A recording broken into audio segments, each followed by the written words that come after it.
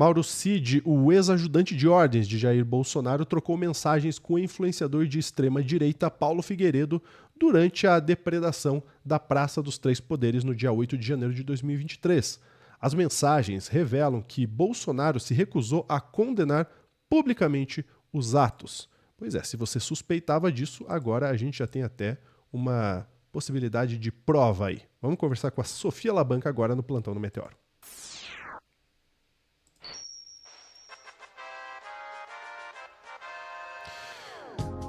Minha gente, vamos lá. Mauro Cid segue dando caldo aí com suas trocas de mensagens, seus depoimentos. E Sofia Labanca tá aqui na tela para comentar com a gente mais essa novidade, ó. O arroba da Sofia tá ali, ó, arroba lente vermelha. Segue a Sofia nas redes sociais. E meu arroba aqui, arroba lu.junior, pra você me seguir também, se você quiser. Vamos lá, Sof, o que a gente tem de novo? Então, Lúcio, o UOL teve acesso aí a 77 gigabytes de Caramba! conteúdo que foi retirado do celular do Mauro Cid. Muita coisa do WhatsApp. E agora eles começaram a publicar uma série de matérias. A gente provavelmente vai voltar a falar disso, mas estão publicando uma série de matérias falando sobre o que eles acharam dentro desse celular, desse conteúdo. E eu vou repercutir uma delas, essa que está passando aqui embaixo, que está lá no tab Wall, que vai falar sobre uma conversa que o Mauro Cid teve com o Paulo Figueiredo. Paulo Figueiredo, aquele que foi comentarista da Jovem Pan e que é influenciador aí de extrema-direita, que aconteceu a mais ou menos ali às 4 horas da tarde do dia 8 de janeiro de 2023. Gente, o que estava acontecendo às 4 da tarde do dia 8 de janeiro de 2023? O que será? O que será, Uma né? Que é baguncinha. uma baguncinha ali em Brasília, né? E é muito interessante a conversa, principalmente porque o Cid dá a entender que não apenas o Bolsonaro sabia o que estava acontecendo, como se recusou a condenar o que estava acontecendo.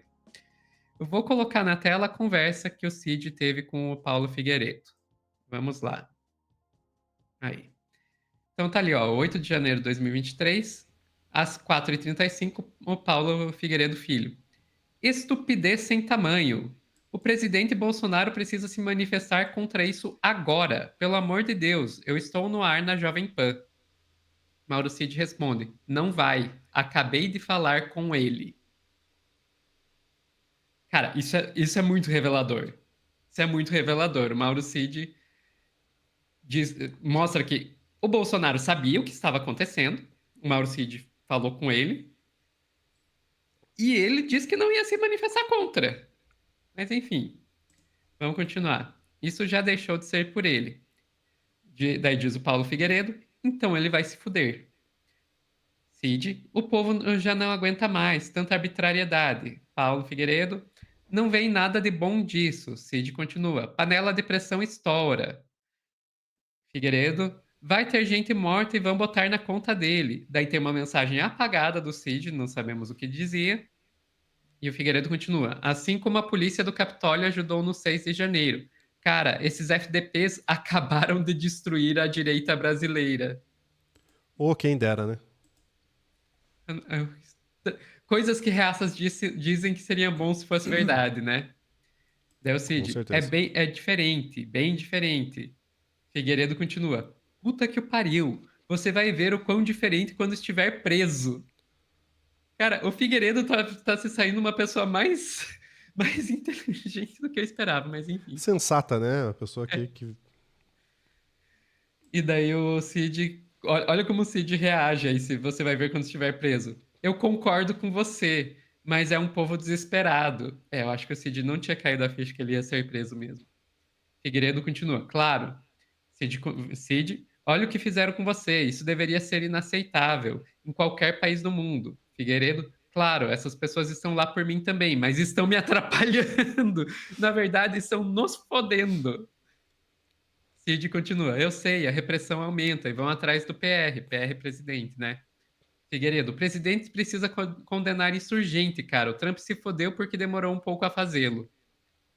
Cid parece que mandou um vídeo do que estava acontecendo lá e diz: "Passou dos limites". E daí depois ele manda já às 6h46, uma notícia do antagonista: "Governo Lula já estuda decretar GLO para conter manifestantes".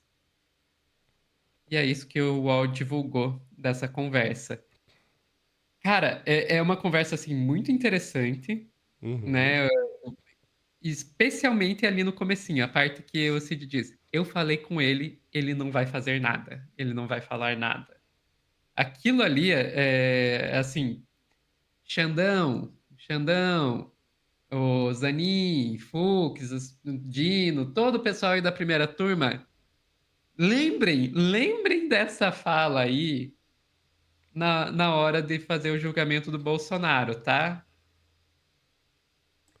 É porque é bem revelador, né, Sofia? Porque em vários momentos o Bolsonaro não só se calou sobre esse assunto, como se desviou, falou: ah, não, não tem nada a ver com isso e tudo mais. Agora, ele sabia de tudo que estava acontecendo. As pessoas que estavam realizando o 8 de janeiro, a gente já viu, tinham conexões com todas as áreas do governo do Bolsonaro, inclusive o próprio Braga Neto, né? Então, são muitas pontas que se conectam aí para achar que ele não tinha nada a ver com isso. Né? Exatamente. E o Bolsonaro, ele acabou se manifestando contra, mas só bem mais tarde. A primeira manifestação dele sobre 8 de janeiro foi aqui no dia 8 de janeiro de 2023, às 9h17 da noite. Manifestações pacíficas na forma da lei e fazer parte da democracia, contudo, depredações e invasões de prédios públicos, como ocorridos no dia de hoje, assim como os praticados pela esquerda em 2013 e 2017, foge à regra. Ao longo de meu mandato, sempre estive dentro das 4 linhas da Constituição, respeitando e defendendo as leis, a democracia, a transparência e a nossa sagrada liberdade. No mais, repudio as acusações sem provas a mim atribuídas por parte do atual chefe do Executivo do Brasil. Vamos lembrar, às 9h17 da noite. Às 9h17 da noite, já estava tudo controlado e o governo já tinha declarado intervenção na segurança pública do Distrito Federal. Ou seja, o Bolsonaro esperou o golpe dar errado para se manifestar contra.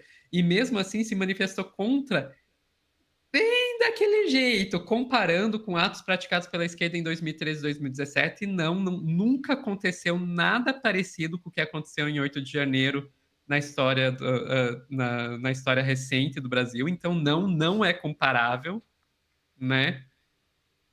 E ele ainda parece que está mais preocupado em tirar o dele da reta do que condenar o que estava sendo feito. Então, não.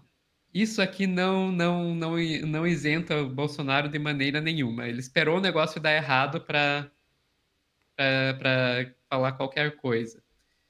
Daí eu vou colocar aqui na tela a reportagem do UOL que trouxe essas informações, só para mostrar que o UOL foi atrás do Bolsonaro para perguntar para pedir o lado dele, né? E atrás do Paulo Figueiredo também. O Bolsonaro, ele afirmou que não teve acesso aos diálogos, mas afirmou que o ex-presidente se manifestou em rede social, que é aquela manifestação que eu acabei de mostrar. Não teve acesso aos diálogos, até nós tivemos acesso ao diálogo e estamos mostrando para vocês aqui, mas enfim. E com relação ao Paulo Figueiredo, também foi procurado pelo UOL, mostrar o outro lado aqui, e o Paulo Figueiredo confirmou que aqueles diálogos foram reais. O diálogo corrobora o meu posicionamento, que é público. 8 de janeiro foi uma armadilha na qual alguns caíram de forma estúpida.